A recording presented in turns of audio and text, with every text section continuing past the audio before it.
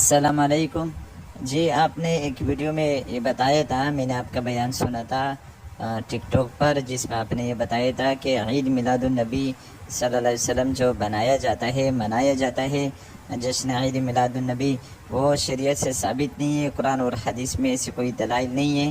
تو ہمارے علماء ہمیں بتاتے ہیں کہ قرآن کریم کی آیات ہے، قل بفضل اللہ و بذالک، قل بفضل اللہ و برحمتہ فبذالک فلیفرحوا، یہ جو آیات ہے اس میں ہمیں علماء بتاتے ہیں کہ اس میں یہ بتایا ہوا ہے کہ آپ صلی اللہ علیہ وسلم کی پیدائش یہاں مراد ہے فضل سے، رحمت سے، لہٰذا آپ صلی اللہ علیہ وسلم کی پیدائش پر اللہ تعالیٰ فرماتے کہ فلیفرحوا، چاہیے کہ خوشی منائے، عید میلاد النبی منائے۔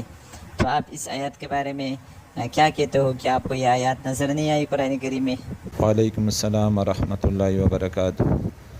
جی جناب محترم، بالکل میں نے اس طرح کی جو ہے نا ویڈیو بنائی تھی، میں نے یہ بیان دیا تھا کہ عید میلاد النبی منانا شریعت سے ثابت نہیں ہے۔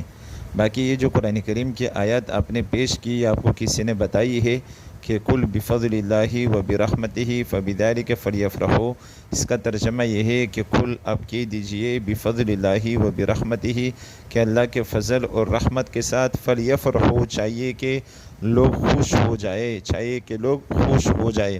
تو یاد رکھیے گا کہ قرآن کریم میں یہ جو آیات ہے سورۃ یونس میں ہے، اس آیات میں جو فضل اور رحمت ہے تو تمام صحابہ کرام نے، تمام مفسرین نے، تمام ائمہ کرام نے، تمام محدثین نے اس آیات میں فضل اور رحمت سے اسلام، ایمان اور قرآن کریم مراد لی ہے۔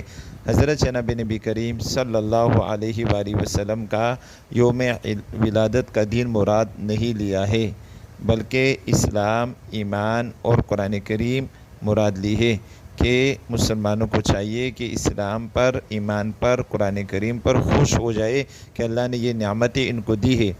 عید میلاد النبی یہاں سے تمام مفسرین نے مراد نہیں لیا ہے، کسی نے بھی نہیں لیا ہے مراد، پہلی بات۔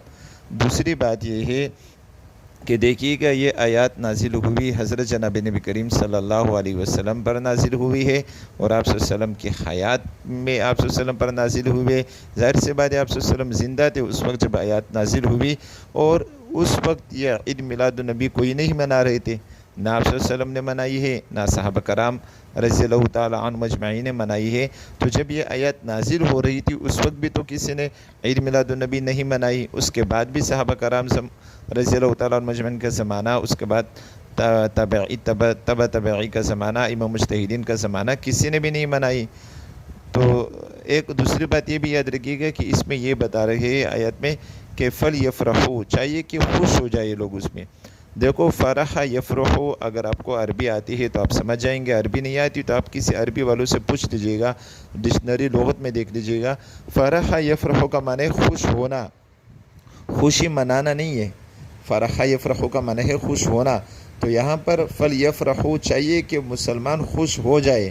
خوشی منانا اور ہے، خوش ہونا اور ہے، یعنی دلی طور پر مسلمان چاہیے کہ خوش ہو جائے، اور یہ خوشی صرف ایک وقت کے لیے، ایک دن کے لیے نہیں ہونی چاہیے، بلکہ یہ خوشی تو ہمیشہ، جب تک آدمی مسلمان ایمان والا رہے تو ہمیشہ خوش رہے، ہر دن کو، رات کو، اور ہر مہینے کو، ہر تاریخ کو، ہر سال کو، جب تک زندہ رہے، جب تک ایمان اسلام اس کے پاس ہے تو اس کو خوش رہنا چاہیے۔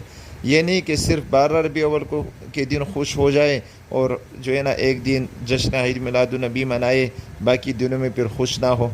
تو یاد رکھیے گا کہ آپ عربی کو اگر سمجھتے ہو تو فرح یفرح کا معنی ہے خوش ہونا، خوشی منانا نہیں ہے۔ تو فلیفرحوا، چاہیے کہ وہ خوش ہو جائے، مسلمان خوش ہو جائے۔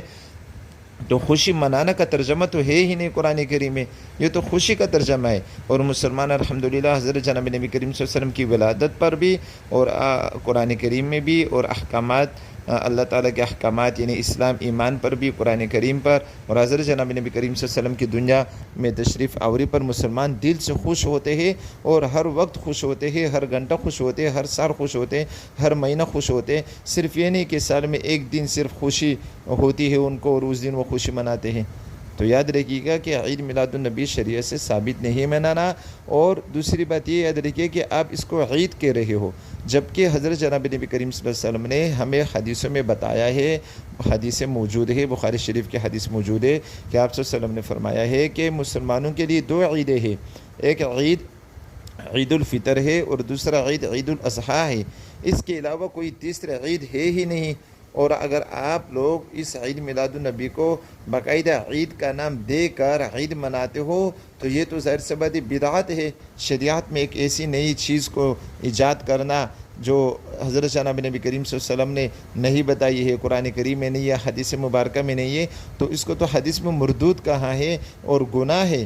تو عید میلاد النبی منانا بدعت ہے، کیونکہ شریعت میں ایک ایسی نئی چیز ایجاد کرنا جس کو دین بنا لیا گیا، جس کو دین سمجھا جاتا ہے، تو یہ پھر بدعت ہوتا ہے. بعض لوگ کہتے ہیں کہ پنکھے اس زمانے میں نہیں تھے، جہاز اس زمانے میں نہیں تھے، تو یہ بھی تو نہیں ہے.